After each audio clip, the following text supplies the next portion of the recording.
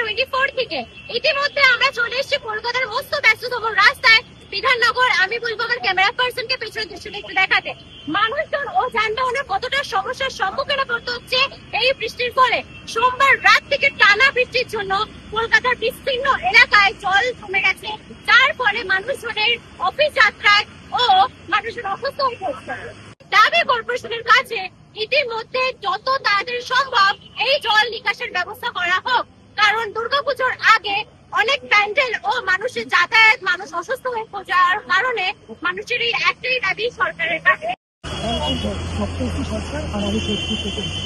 এই ভারী জল জমার কারণে আপনাকে বক্তব্য সরকারের কাছে এই ভারী অবস্থা আমি 70 থেকে এসেছি। এবার সেখান থেকে রেল এবং ট্রান্সপোর্টের অবস্থাটা আপনারা দেখতেই পাচ্ছেন। আমি বিধাননগর স্টেশন থেকে নামার পর সেখানে কোনো না বাস না অটো কিছু পেয়েছি। তো ওখানে সবকিছু ঠেলা গাড়ি বা ভ্যান করে ইয়ে করতে হচ্ছে। আমি এখন যাব আমার সেক্টর 5-এ একটা কাজ আছে, তো ওখানে আমি জানি না এখন ওইখানে এরকম পরিস্থিতি সেক্টর 5-এ কি হবে। তাও আমি ইয়ে করেই জেনেছি বুঝেছি যে এরকম অবস্থা ফেস করতে হবে, কিছু তো করার নেই, যেতে হবে। কিন্তু একটুখানি সরকারকে এই ব্যাপারগুলো একটুখানি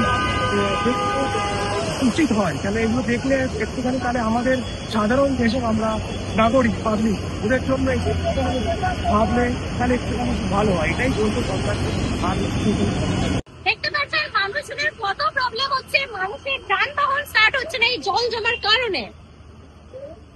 মানুষের বক্তব্য এই পরিস্থিতির নাম কি, আপনি কোথা থেকে এসেছেন? আমার নাম গোপাল পুরোহিত, আমি হাওড়া থেকে আসছি। 3 বার গাড়ি ঠিক করেছে, গাড়ি বন্ধ হয়ে যাবে। অনেক জল আছে, অটো করে জল আছে, মানিকতলা, গিরিশ পার্ক, গণেশ কাশি, অনেক করে জল আছে। আপনার সরকারের কাছে কি দাবি? আমি ঠাকুর মশাই, আমি পূজা করতে যাচ্ছি বাবুইহাটে। ঠিক আছে, ধন্যবাদ। আপনারা দেখতে পাচ্ছেন সমস্ত গাড়িতে জল জমার কারণে গাড়ি ট্রাক নিতে পারছে না।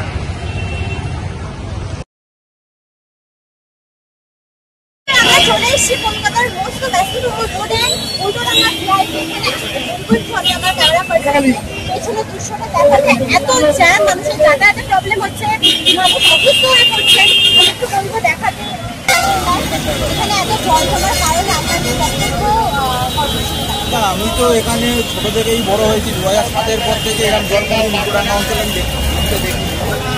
প্রশাসনের সাথে আমরা তো পুজো কমিটিরই একজন, আমরা প্রশাসনের সাথে সকাল থেকে যেভাবে কথা বললাম, যেভাবে সম্পর্ক করা হয়েছে, তারা যে আমাদের জানালো আমাদের এখানে উল্টোডাঙ্গা তাদের 3টে